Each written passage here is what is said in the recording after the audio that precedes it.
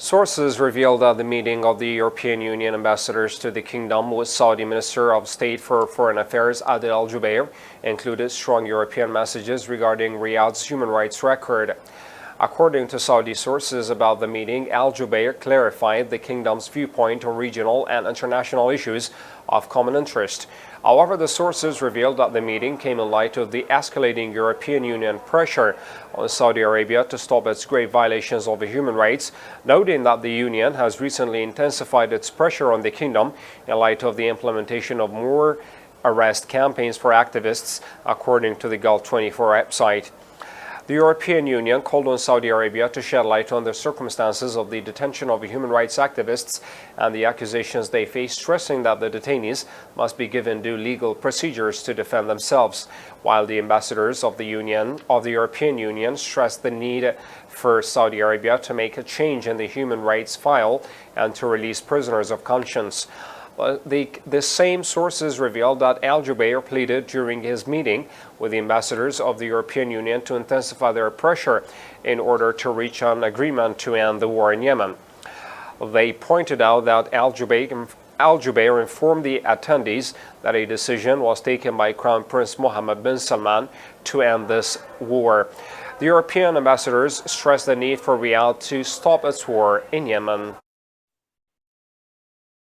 The latest news, Saudi Arabia. Al Jazeera headliner, top U.S. envoy, brought up Khashoggi murder in talks with Saudis, dated October 5th, 2021. Quote, a U.S. delegation led by White House National Security Advisor Jake Sullivan brought up the killing of journalist Jamal Khashoggi in talks with leading Saudi Arabian officials last week, a senior U.S. official says. Sullivan, Middle East envoy Brett McGurk, and other U.S. officials met with Saudi Crown Prince Mohammed bin Salman and other top Saudi officials in Riyadh on September 28th. The main point of the talks was to discuss the conflict in Yemen and ways to arrange a ceasefire. But a senior Biden administration official who briefed reporters about this week's visit to Washington by Israel's national security advisor said the visiting delegation also brought up the case of Khashoggi specifically and human rights in general. Khashoggi, a Saudi-born U.S. resident who wrote columns for the Washington Post critical of MBS, was killed in October 2018 at the Saudi consulate in Istanbul, Turkey, where he had gone to retrieve documents for his marriage. In February, an unclassified U.S. intelligence report found that MBS, the kingdom's de facto ruler, had approved the operation that led to the murder of a Saudi hit squad inside the consulate. The Saudi government previously had denied MBS any role in the killing. The country's foreign ministry affairs denounced the conclusion, saying the report contained a negative, false, and unacceptable assessment pertaining to the kingdom's leadership, as well as inaccurate information and conclusions. But the findings shook relations between Riyadh and Washington and heaped pressure on U.S. President Joe Biden, who was elected last year on a promise to put human rights at the center of U.S. foreign policy. Biden has worked to recalibrate U.S. relations with Saudi Arabia after the friendly ties his predecessor Donald Trump had with MBS and other Saudi officials. We have taken steps to prevent a reprehensible crime from happening again, said Secretary of State Antony Blinken in a statement on Saturday, the third anniversary of Khashoggi's death. Headliner from Al Jazeera, UN accused of turning a blind eye to Yemen abuses, dated October 6, 2021. Human rights advocates from southern Yemen have accused the United Nations of turning a blind eye to human rights violations committed in areas under government control at the hands of what they described as terrorist groups. Human rights lawyers also criticized the UN and its former envoy to Yemen, Martin Griffiths, for his piecemeal approach to the conflict and for putting politics before humanity, a negotiating strategy that has led to a complete failure of the peace process, they said. The government of Yemen is using violence against its citizens in Shawaba, including targeted assassinations with the help of agents from extremist and terrorist groups, said Nasir Obaid, a human rights activist with the Southern Independent Group, an NGO representing Southern Yemenis. Speaking on the sidelines of the Human Rights Council last week in the Swiss city of Geneva, Obaid said Yemeni citizens who collaborated with the Shabwani elite forces, a UAE-backed militia that fought al-Qaeda alongside the tribes in the south, were now victims of government reprisals. Some 55 assassinations and more than 600 arbitrary arrests have been reported in the southern government of Shabwa since the Saudi-backed government of President Abd Rabbu Mansour Hadi took control of the region, according to Frontline, a Yemeni NGO. But UN reports failed to acknowledge the increase in violations taking place in the southern of the war-torn country, Obaid said. Presenting a documentary film on the human rights situation in Shabwa, Obaid said summary executions are committed in broad daylight by government officers, as well as agents of al-Islah, the Muslim Brotherhood in Yemen, and other hardline groups. These extremists come from the north of the country and from Marib, said Obaid. He also went on to say the southern tribes have been fighting them all along, but they commit heinous crimes to punish all those that refuse to collaborate with them. Obaid and other activists claim the central government is using armed groups against tribal leaders, human rights advocates, and political adversaries in Shabwa and the southern provinces in order to crush dissent. The Yemeni government mission to the UN in Geneva did not answer Al Jazeera's request for comment. The Office of the UN Special Envoy to Yemen did not respond by the time of publication.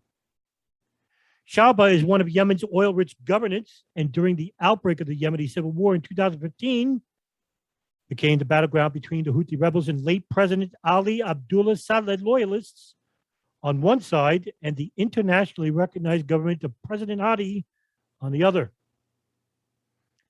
In 2017, government loyalists and the Saudi-led coalition pushed the Houthis out of the region, but ever since, Shabwa has been the theater of prolonged armed uprising campaign by al-Qaeda in the Arabian Peninsula, as well as a power struggle between the Hadi government and the secessionist Southern Transitional Council, which considers itself the only legitimate representative of the Southern people.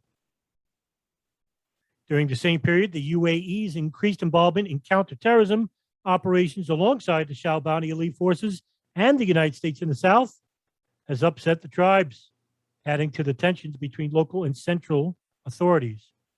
A UN report issued in September says there were no clean hands at Shabwa. The 60-page document said the governments of Yemen, Saudi Arabia, the United Arab Emirates, the Southern Transitional Council, as well as the Houthis, referred to as the de facto authorities, are all responsible for human rights violations, and individuals belonging to these parties have committed acts that may amount to war crimes. Ardi Inessis, one of the UN legal experts compiling the report, told Al Jazeera the government of Yemen and Saudi Arabia continue to impede UN lawyers' access to the country.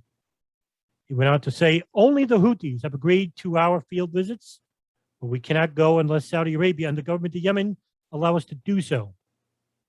Salah Al-Houd, a lawyer in international humanitarian law, said the government needs to do more for the people of Shabwa.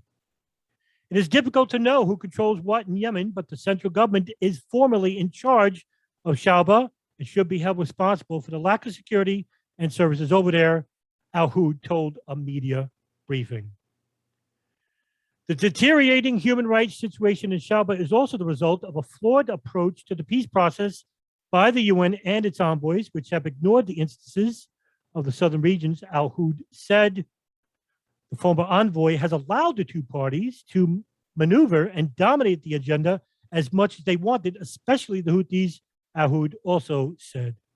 The UN approach to the conflict acknowledges only two belligerent sides, the Houthis, who occupy the capital, Sana'a, and the north of the country, and the internationally recognized government. Some experts argue this two-party framework is ignoring the realities on the ground in Yemen, including the complexity of its tribal setup, as well as the longstanding Southern struggle for independence. The solution would be to replace Security Council Resolution 2216 and widen the spectrum of political, ethnic, and gender representation at the negotiating table, analysts have said.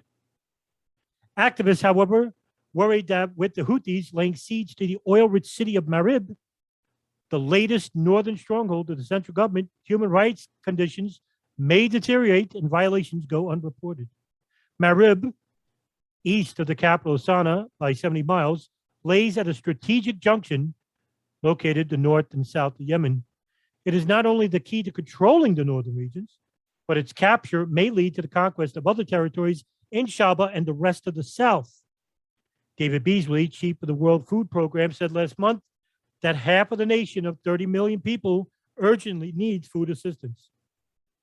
The Office of the High Commissioner for Human Rights issued a statement listing many violations committed by different actors in September. The Houthis, also known as Ansar Allah, publicly executed 9 men, including one who reported was a minor when he was detained. In Agbat al-Kandar in Shaba government, an air attack launched by the Saudi-led coalition hit a pickup vehicle, killing 5 members of a family, among them 2 children. None of those killed were a member of any armed group. In another incident, a young man was robbed and shot dead at a checkpoint set up by a unit affiliated with the Southern Transitional Council in Lahaj government. Reuters headliner: Saudi lobbying jeopardizes UN war crimes probe, activists say. Dated October 6, 2021. Saudi Arabia has lobbied heavily against a Western resolution that would extend the mandate of UN investigators who have documented possible war crimes in Yemen, including by the Riyadh-led coalition, activists said on Wednesday. The Saudi mission to the United Nations in Geneva did not immediately respond to a Reuters query about the allegations. The motion, brought up by countries including the Netherlands and Canada, is due to be debated on Thursday in a session of the UN Human Rights Council. Activists said the vote would be close and might depend on the number of abstentions at the 47-member State Forum. The group of eminent experts set up by the Council in 2017 has found repeatedly that coalition airstrikes and shelling, as well as killings by the Iran-aligned Houthi movement during the 7-year conflict, may amount to war crimes. Afraf Nasser, human researcher at US-based Human Rights Watch, said in a statement, Saudi Arabia, a leading party to the conflict in Yemen, accused of serious violations, including likely war crimes, together with coalition allies, is engaging in a tireless lobbying campaign to deter states at the Human Rights Council from renewing the inquiry mandate.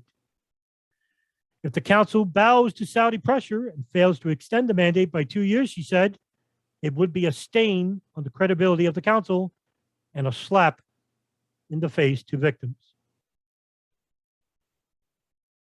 A joint statement by the Cairo Institute for Human Rights Studies and Yemeni rights group Matwana said a Saudi lobbying campaign seems to be intensifying globally in a bid to dissolve support for the resolution and scuttle the investigators group. The Saudi-led Sunni Muslim coalition intervened in Yemen in March of 2015 after the Houthis ousted the internationally recognized government from the capital Sana'a. The Houthis have also repeatedly fired drones and missiles at Saudi cities.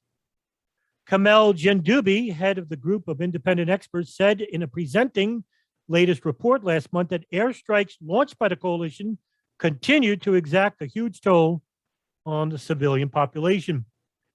Since March 2015, Jendoubi said it is estimated that over 23,000 airstrikes have been carried out by the coalition and that over 18,000 civilians have been killed or wounded.